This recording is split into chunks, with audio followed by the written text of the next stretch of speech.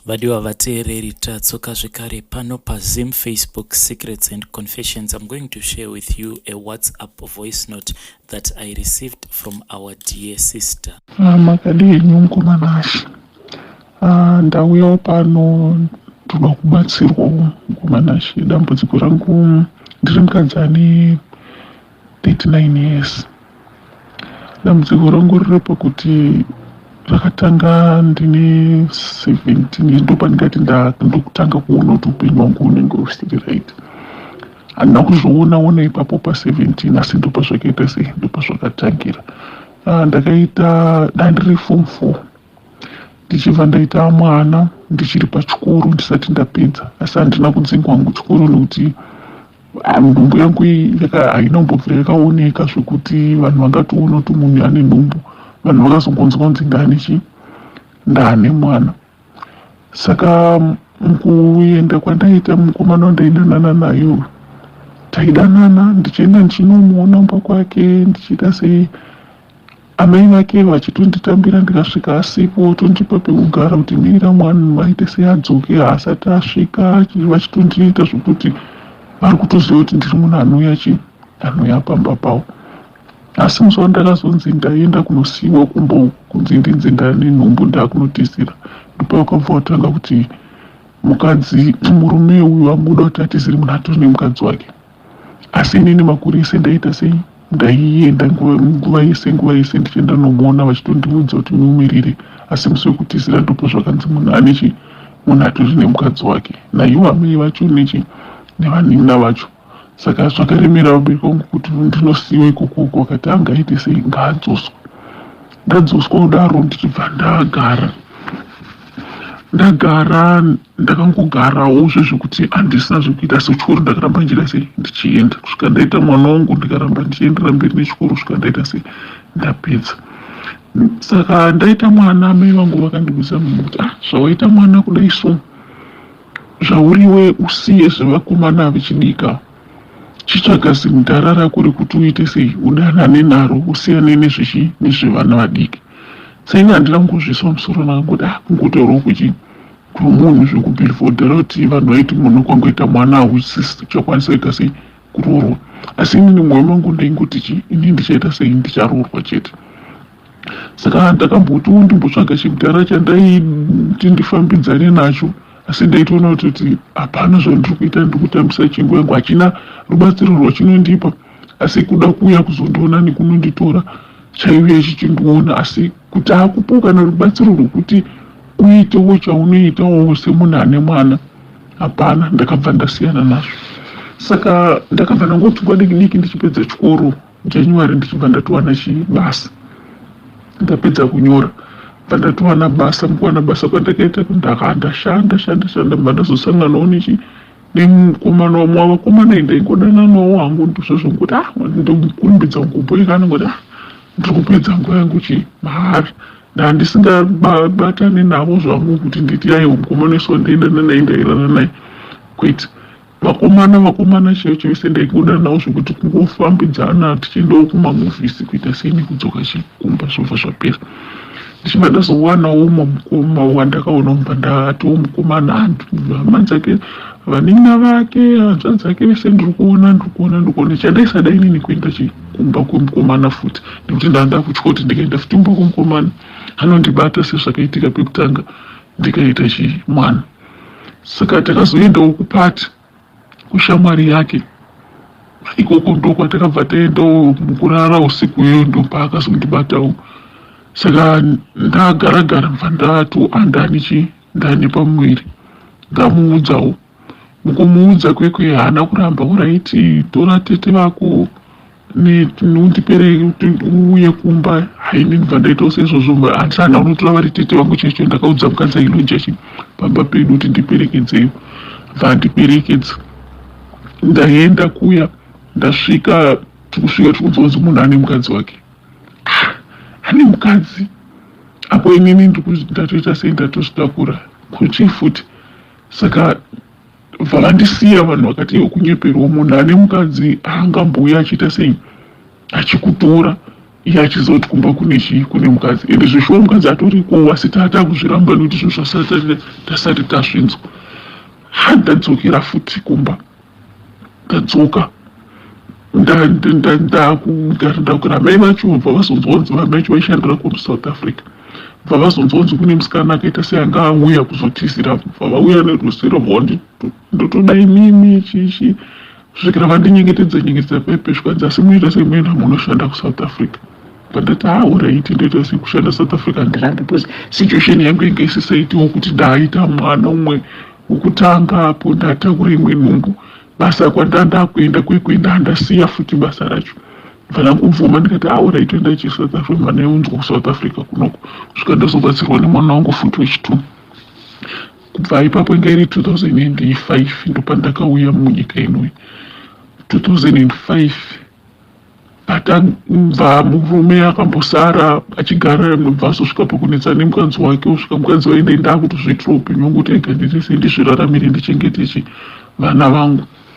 Saka nekushanda kwandaiita macho vakazomuudza kuti mukadzi anoshanda singaite saka ndakatanga kushanda kutanga kudhivhelopa kumba kwedu zvanga zvisiku zvese ndakutanga kuita sei kugadzirisa zvese ubva mudzanza anoshanda zvisingaita murume ndopa akazofushita sei paakazotevera atevera udaro nzakusisina mukadzi chimva ndangofuririka ubva ndatanga kugara naye mukadzi nekuti mune murume wekuzi mukadzi kwava kusisina. Ndagara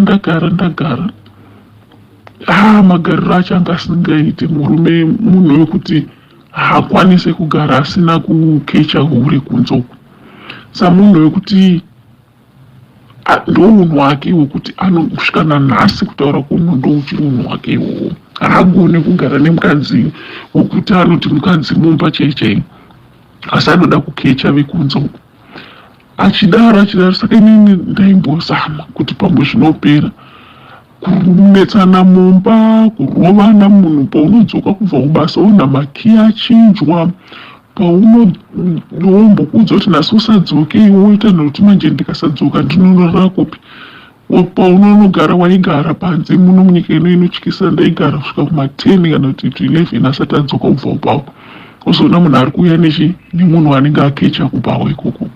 Saka zvinhu zvichingoitika kusvikira ndakazotsvaga pangu pekugara mva ndatirega ndizvigarire mva ndakugara chiinde saka imbotomboyombonditora ndombofuririka ndodzokera wadiki akatora tumari twanga achida ndoda kuita zvakati wondidzinga futi ndodzokera iwe ndombodzoka futi kusvika ndazozvona ndikati handina zvandoita sei handina zvandiri kuita mba ndangozosiyana nazvo saka iye akatonga andidzingawo vatogarisawo vasina kudzokawo wasvika atora ini mba ndatsvagawo mba ndawanawo mukomana wekufambidzana nayewo papa tondofunga almost 3 years mba ndaunawo mukomana wekufambidzana naye mba ndafambidzana naye mba takutanga kugarawo tese uya bva azozvinzwawo paipe ndopaakada kuzoda kutanga kudzoka sezvazvisaita sezvazvisabatsire bva zvangoperawo zvakadaro. Uyu mukomana wandakagara naye zvekare ndatatiorega ndimbochinjawo ndisachiita sei ndisatorowo munhu werudzi rwedu rwekuzimbabwe nditorowo wekunzowo ndatora nawo nekumalawi wokuti pamwe zvinochinja tambogara tese mazuva ekutanga zvikumbofamba 2 years dzapera zvachinja munhu haachada kana kutenga chikafu mumba hachadaita sei kwamubvunzo kuzoti nini wangu mwana hasati akudya chikafu tadaita mumwe mwana futi wechi3 kuti wangu haadyi panapa iye wacho haachadyi pamba kudya panze vasikana kuita zvese kusvikira kubasa kwaaishanda kwaiwanika mari zvisingaite mari haiwa yazara ari kuita madhira ake mari iri kuita sei iri kuwedzera mumba kusvikira kuziva kudanana vasikana akadanana nerudzi marudzi ese emuno muSouth Africa vemuno vacho magaradhi vekumusha kwedu ikoko vamwe vachitondituka vachiita zvavano ndakararama upenyu hunorwadza. Saka nyaya yangu chaizvo ndaiti ndikadzokera kumba ndoudza amai vangu kuti amai tarirei kuita kunigirikini kurarama kwandiri kuita kuri kurwadza ivo ubva watonditi ndakakuudza kudhara kuti kana uchida kuti upenyu hwako kufambire tsvaga simukara ndoti ndotsvaga zimudhara sei ndichiri mwana mudiki, ndourwa nechimudhara. Ende chimudhara chacho mukachiona chaisa ziso pandiri mwana mudiki, kuratidza kuti nekugaragara chicharamba chichingotsvaga vamwe vasikana, nekuti munhu muchai akakura ane pfungwa dzakakwana chaichaizi haaende kunoroora mwana mudiki, anoroora munhu wezera rake. Saka mukaona murume mukuru akuzoroora mwana mudiki, kuratidza kuti haagumiwo kuita sei kutsvaga vana vadika. Ndakakuudza kudhara. Saka zvinhu zvinondishungurudza izvozvo zvosoti pane pamwe pekuti vanhu vakazondiudzawo kuti ndine chii, ndine sari. Ndikaenda ndikanovaudza kuti ndanzi ndine chii, ndine sari amai, ndofanira kuchekwa. Ukandiudza kuti usatombochekwa, zvinhu izvo hazvina nebasa rese, inini chaichai nditori nazvo hazvina nebasa rese, vanhu vari kukunyepera, usambofa wazviteerera, teerera inini chete. Ndikati mba ndasiya paipai. Pandazongoramba ndichingoudzwa unzi aiwa sari yamuna ndoikuita sei, ndoikuita sei, timugariche mumba.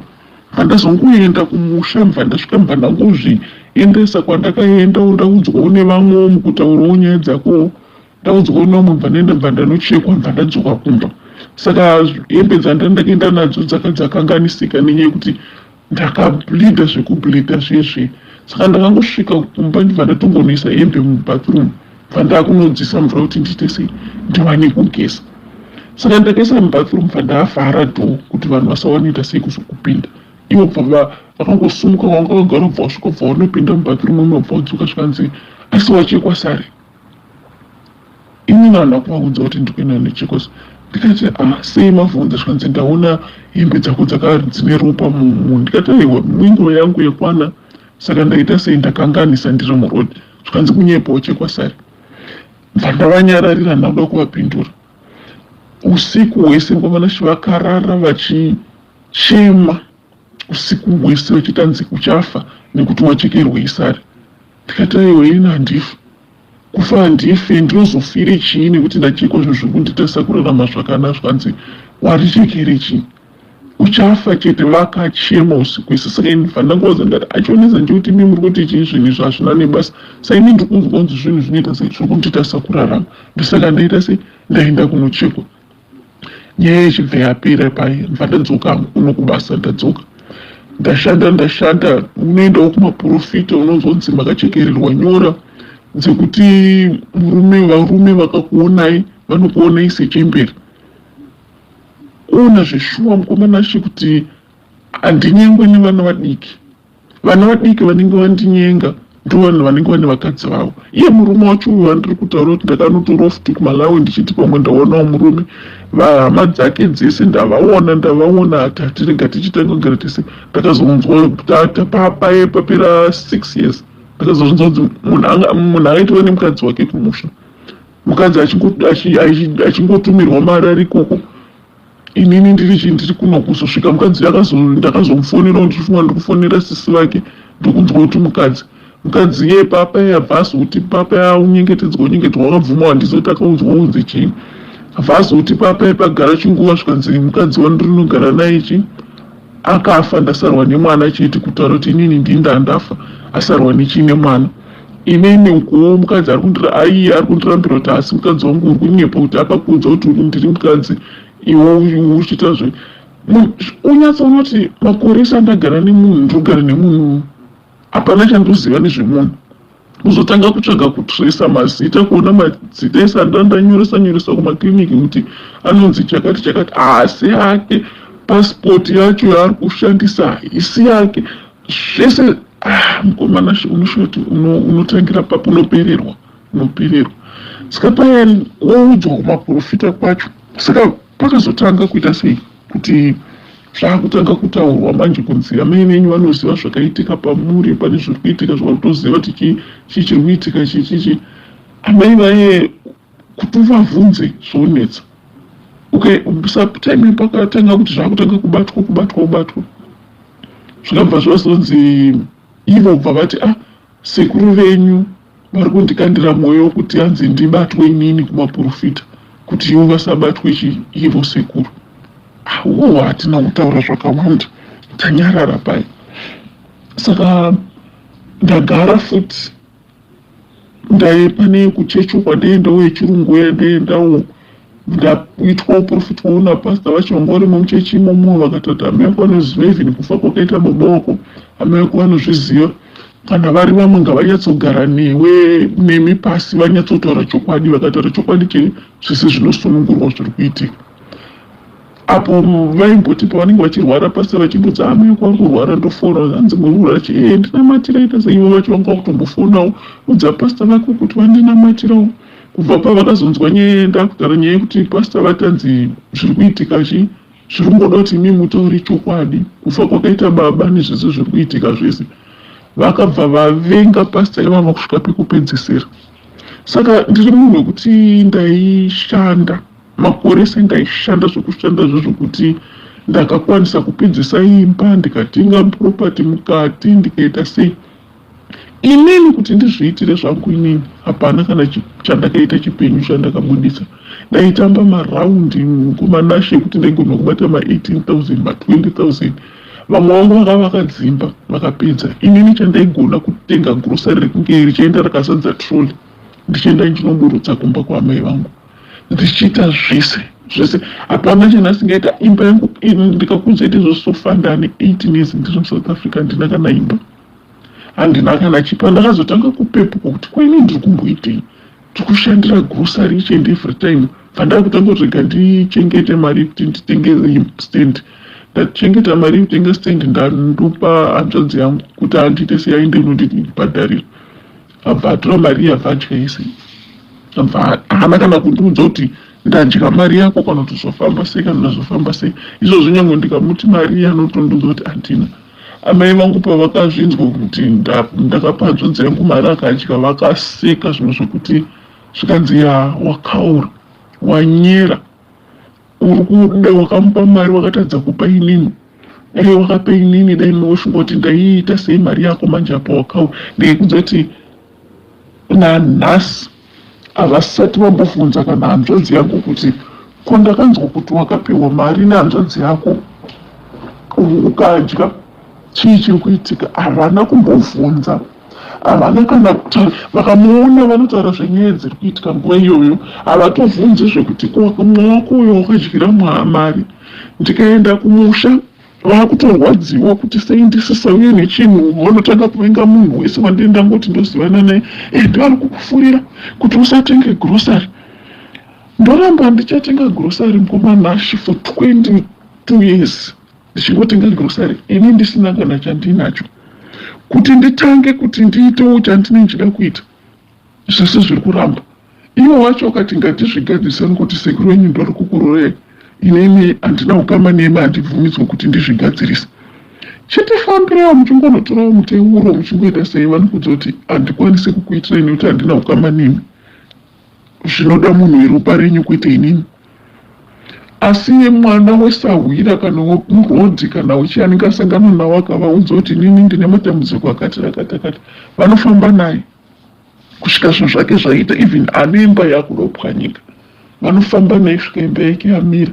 Asi inini havakwanise. Mwana wangu chaiye vanototaura nemaroja kutoti achaita hure, haana zvaanomboita, haanoita sei, but mwana iyeye anoshingirira kuti kese kandara mukomana shaya akangomuwana akasvika ati gandiratidzawo gogo. Mukomana obvotomamudza haziva baba wake, baba wake usapambomuona, yakangozvarwa hatozivi kuti baba wake vari kukopi cheche. Kusvika mukomana ndofunga anongobhoika, anozongonanga wadikiriki mukomana haachauyi zvekare pamba paipai, akutosiyana naye. Vemurodhi woyo ndivanoudza kuti vanhu vemurume mulaini kuti mwana ari ihure. Mukomana akaonekwa nemurodhi ndoshati inini nevana vangu chete mukomanashi ndisine munyama. Vamwe vese havana sisi vangu, vana vavo vese vanoprosper, vanoita zvese, hapana chavanoshaya, hapana kana ita. Inini ndini ndaita zvese. Saka chakazonyandrodza chokuti vakazobuda pavakazoti vanzi vamene kwavakafamba, bva vati andafamba nehanzvadzi yako mudiki kwangu kwandiri, zvikanzi taende ikoko tapiwa zvatapiwa. Sina handina kana chandambobata. Vamupa mushonga kuti ashandise nekuti vatanzi achaita mari zvinhu zvisingaiti. Saka vamupa mushonga kushandisa kuti anzi mari yese anenge awana achingounza kwandiri, chaanenge awana chese chaanenge awana kunzi achiunza kwandiri. Sai ndakatanga kuzvifunga asi ndozvamama kandiitawo here kuti mari yese yandowana, nekuti yese yandaiwana yese ndaifunga kuti dai ndatenga chinhu chinoenda kumba. Inini chaiche ndaisara ndisina kana mari yekutenga kana bhutsu dzekuzvitengera inini kuti ndiwane kupfeka. Vana chaiche kusvika vana vataura kuti mama modi kutiendesa henyu kuZimbabwe, tinogara kuZimbabwe kuitira kuti tichikwanisa kudya, nekuti zvinhu zvese zvamunotenga panapo munozviendesa mumba mangu chaimo ndaisaziva kana kumwa kofi.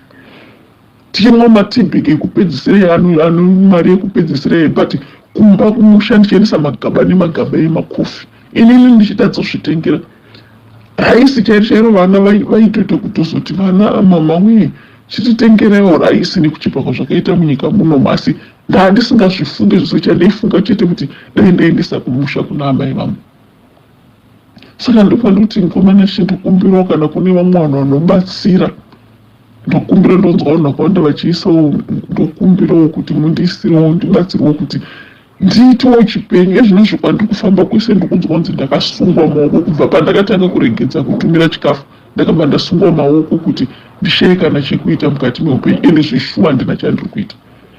Chande ndafunga kuda kuti ndiite chese, hapana chiri kubudirira. Ndikada kuti izvozvi ndifunge kuti ndichengete mari ndiendewo kunotaurwawo kunzi kune n'angawo dzekuonesawo zvinhu zvese, ndinobva ndashayikana nesenti mukati memba, kushayikana nechikafu chekudya mumba. Kubasa ndichienda everyday. Ndikaudza mukomana kuti mari yangu ndiri musikaonei basa, asi ndinototambirawo mari inosvikawo kuma7,000, asi zvikatanga kuti ndakuda kuita chimwe chinhu ndinoishaya zvachose. Asi ndichienda kubasa, asi ndichitadza kuti mari yandiri kuenderawo basa ndiri kuiitise chinhu, ndiri kuenda kupi, zviri kufamba sei. Izvo ndaimbotengesa kuti ndikawanawo tumato ndohotawo tubhutsu ndoenda ndotengesa, vaitora bhutsu dzosungirira mbonzi hapana anotenga. Pozombonhongawo kana 2 kana 3 vanhu vobhadhara. Ezvinozvi munhu uchi wacho anenge andikumbira kuti ndiigirewo chakati ndoda kutenga, uchisvika kumusha anokudza kuti asisina mari. Kuzvawanditi uri kuda chakati haachatokwanisi, kana kuti haachatotori nekuti haasitorina mari, zvekuti kuti atotora haachatomboda kana kutora nekuti anotokudza kuti handina mari. Saka kuti nditora ndimbokwanisa kutora, haachatotori.